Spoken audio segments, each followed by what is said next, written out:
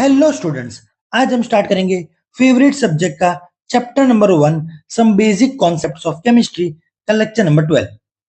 आज हमारा टॉपिक है लिमिटिंग रिएजेंट। टॉपिक का नाम है लिमिटिंग रिएजेंट। देखिए, लिमिटिंग रिएजेंट को एक एग्जांपल के तो समझते हैं। अब यहाँ पर मैंने आपके लिए एक पजल रेडी की है। एक पजल है जिसको आपको सॉल्व करना है। चलिए स्टार्ट करते हैं। अब पजल ये है कि एक लड़का था राजू, उसके घर पे मेहमान आने वाले थे, गेस्ट। लेकिन उसकी किस्मत खराब, उसी दिन उसके पेरेंट्स कहाँ जा रहे थे? Out of town. मतलब घर पे मेहमान भी आ रहे हैं लेकिन पेरेंट्स कहाँ पर है? Out of town. तो राजू ने यहाँ पर टेंशन में आ गया। राजू कहाँ पर आ गया?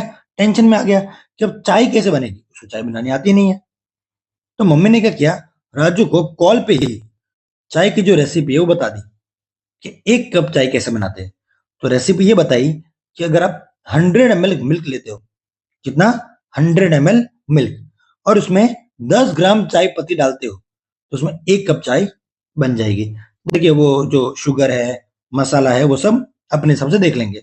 लेकिन ये दो चीजें बहुत इंपॉर्टेंट है, मतलब इसके बिना चाय तो बनती ही नहीं है। इसके अलावा भी मुझे पता होता है मसाला वगैरह, लेकिन वो इतना इंपॉर्टेंट नहीं है। सबसे मेन जो दो इंग्रेडिएंट्स है वो है मिल्क एंड दूध और चाय पत्ती। दूध और चाय पत्ती ये दो ही मेन सबसे इंग्रेडिएंट्स होते हैं चाय के। तो मम्मी ने क्या किया, 1 कप चाय बनाने की जो रेसिपी वो बता दी। रेसिपी क्या देख लीजिए, 100 ml मिल्क प्लस 10 ग्राम टी लीव्स यानी चाय पत्ती, उससे बनता है 1 कप चाय। फिर वो 10 मेहमान है तो 10 के हिसाब से, 15 है तो 15 के हिसाब से, 5 है तो 5 के हिसाब से। शाम हुई और 7 गेस्ट आए यानी 7 मेहमान है। तो राजू सीधा भागा कहां पर? किचन में। और किचन में उसने देखे कि दो बड़े बड़े बॉक्स पड़े हुए थे। एक में भरा था मिल्क और एक में भरा था टी यानी टी लीव्स यानी चाय पत्ती। यानी एक में दूध पड़ा हुआ था और एक में टी यानी चाय पत्ती पड़ी हुई थी। मिल्क था 1000 ml और चाय पत्ती कितनी थी? 30 ग्राम। यानी जब वो किचन में गया राजू तो उसने देखा उसके बाद दूध कितना है तो 1000 ml है, चाय पत्ती कितनी है तो 30 ग्राम है। अब आपके लिए सवाल ये है, आपके लिए सवाल है कि टोटल कितने कप चाय बनेगी। ठीक है, अब बताइए कितने कप चाय बनेगी, सोचिए। आप चाहो तो वीडियो को पॉज करके सोच भी सकते हैं। अब यहां पर इसका आंसर है कि 3 कप चाय बनेगी। कितने बनेगी?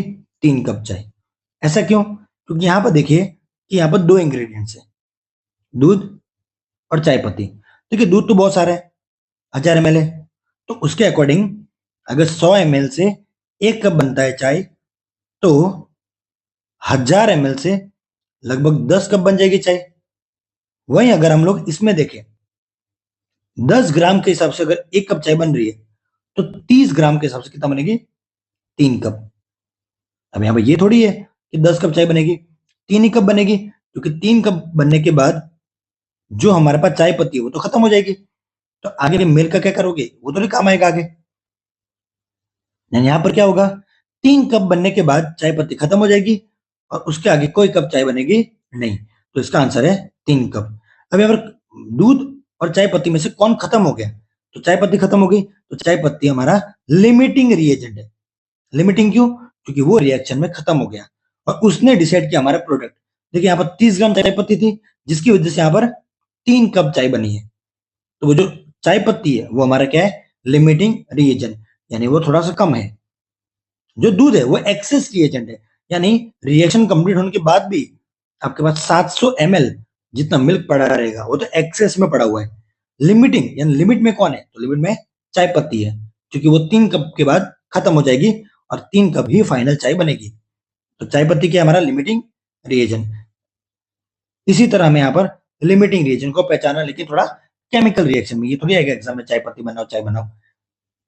ओके, तो आगे हम थोड़े से इसके क्वेश्चन सॉल्व करेंगे। लिमिटिंग रिएजेंट का कॉन्सेप्ट पढ़ने के बाद रियल लाइफ जो क्वेश्चंस है केमिस्ट्री के, उस पर हम इस कॉन्सेप्ट को अप्लाई करते हैं। अब यहाँ पर मैंने इस कॉन्सेप्ट को दो पार्ट में डिवाइड किया है।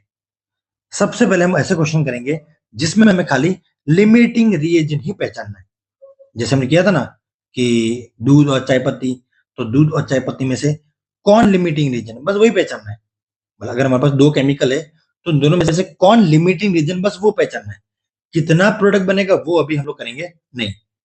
पहले हमारा काम है सिर्फ और सिर्फ लिमिटिंग रिएजन को कैसे पहचानते हैं किसी भी रिएक्शन में। अब यहाँ पर मैं ऑल द वे एक ही टाइप की रिएक्शन को फॉलो करूंगा ताकि ये जो कॉन्सेप्ट है, जो मेथड है, वो आपको अच्छे से क्लियर हो जाए। तो पहले करते हैं क्वेश्चन नंबर 1।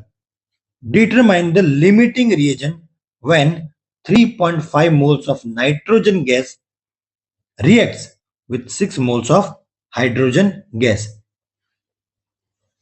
सबसे पहले आपका काम है कि यहां पर रिएक्शन को लिख दे। तो रिएक्शन क्या होगी कि N2 plus H2 gives NH3। ये रिएक्शन होगी अगर नाइट्रोजन रिएक्ट करेगा हाइड्रोजन के साथ। अगर आप इसको बैलेंस करो तो यहाँ पर 2 आएगा।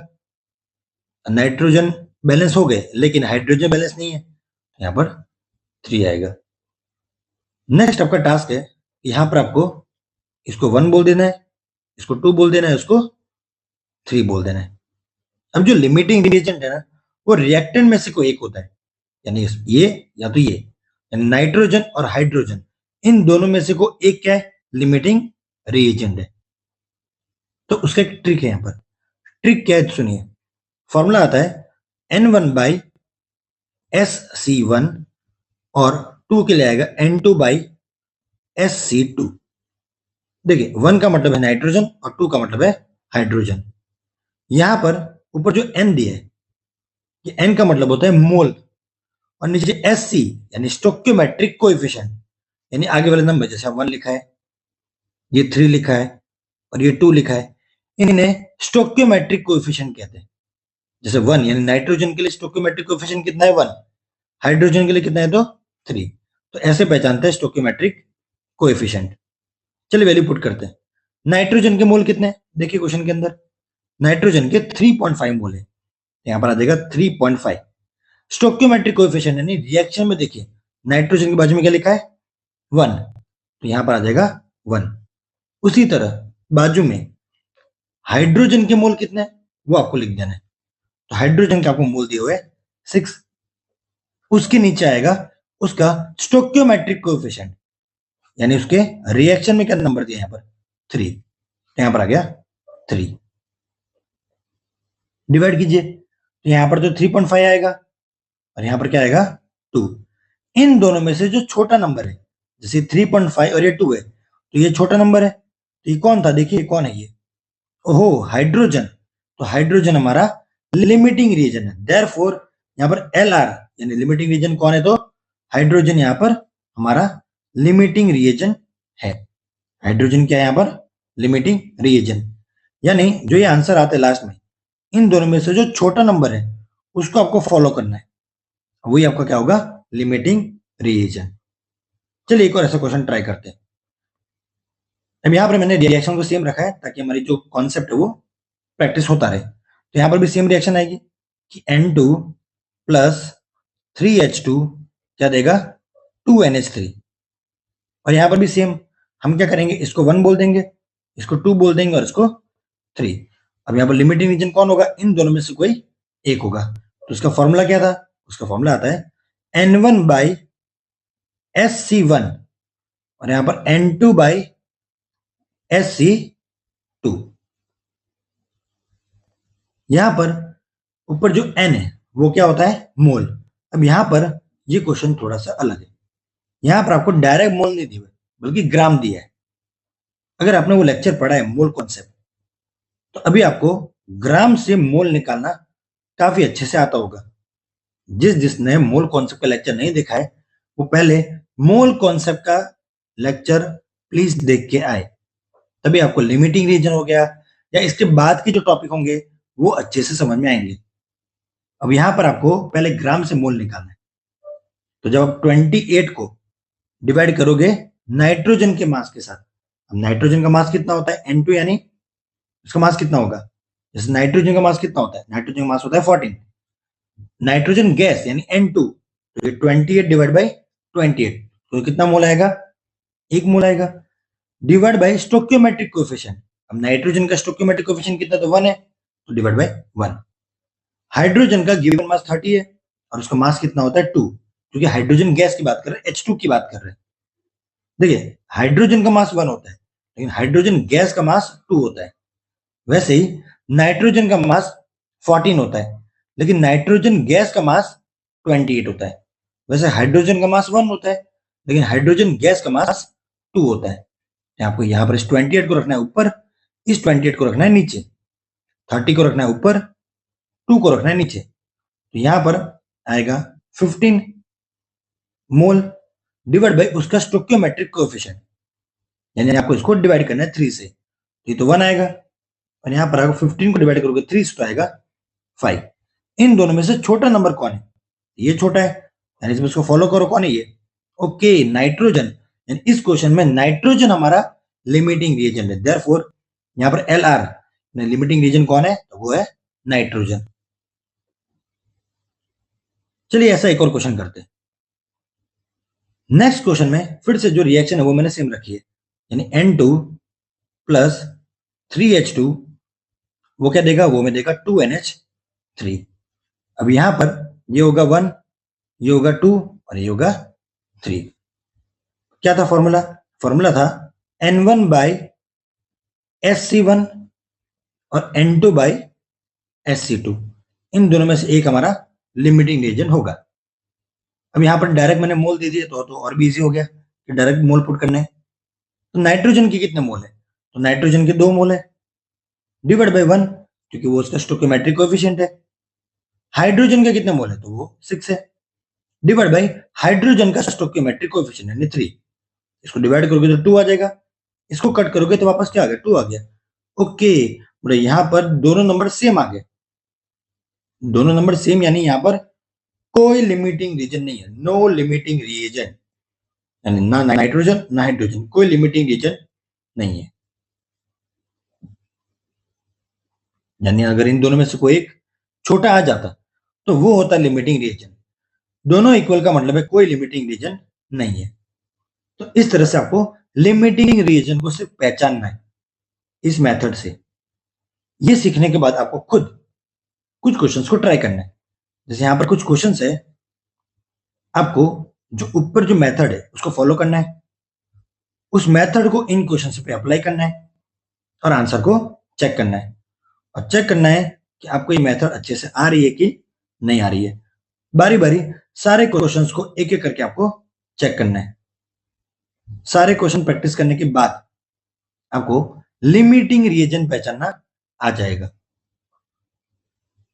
लिमिटिंग रिएजन को पहचानने के बाद अब हम ऐसे क्वेश्चन करेंगे जहां पर हमें पूछा है कि कितना प्रोडक्ट बनेगा। जैसे यहां पर नाइट्रोजन रिएक्ट कर रहा है हाइड्रोजन के साथ, तो ऑफकोर्स अमोनिया बन रहा है, तो यहां पूछा है कितना अमोनिया बनेगा। ठीक है, कितना अमोनिया बनेगा उसके पहले आपको लिमिटिंग रीजन तो पहचानना ही पड़ेगा। बिना लिमिटिंग रीजन निकाले आंसर नहीं आएगा। तो पहले आपको लिमिटिंग रीजन निकालना है, और उसके बाद सेकंड स्टेप में हम निकालेंगे कि कितना मास अमोनिया बनेगा। तो पहले जो हमारा आधा स्टेप है जहां पर हम लिमिटिंग रीजन को पहचानते पहले वो करते हैं, उसके बाद हम देखेंगे कि हमारा आंसर कैसे आता है। तो जो हमारी रिएक्शन है पहले हम वो लिख देते हैं। रिएक्शन क्या थी कि N2 plus 3H2 gives 2NH3।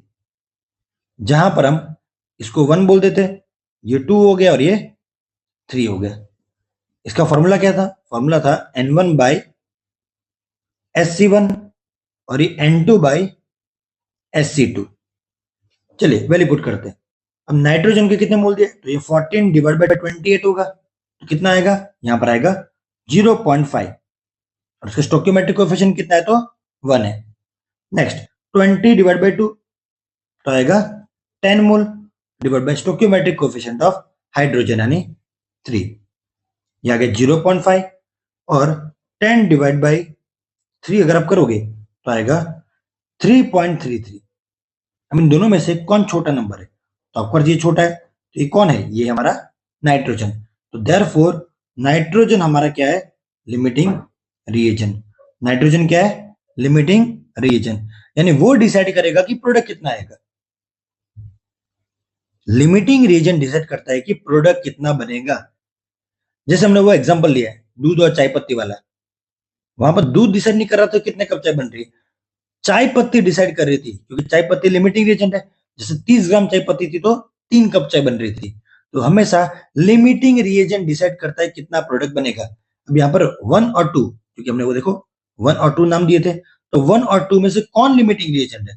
तो 1 लिमिटिंग रिएजेंट है, तो 1 डिसाइड करेगा कि 3 कितना बनेगा। 3 कौन पता है? 3 यानी हमारा अमोनिया। तो 1 डिसाइड करेगा कि 3 कितना बनेगा। 1 डिसाइड करेगा कि 3 कितना बनेगा। तो 1 और 3 को आमने सामने रखो, तो यहां पर जो 1 है वो डिसाइड करेगा कि 3 कितना बनेगा। तो देखिए मैंने 1 को सामने रखा है 3 के, तो 1 को सामने रखो 3 के। अब यहां पर मैंने 1 वाले को तो सॉल्व किया है, उसका आंसर कितना आया था याद है? 0.5 आया था नीचे यहां पर, तो वो यहां रख दो। अब N3 आपको निकालना है। स्टोइकियोमेट्रिक कोएफिशिएंट ऑफ अमोनिया वो कितना है? 2।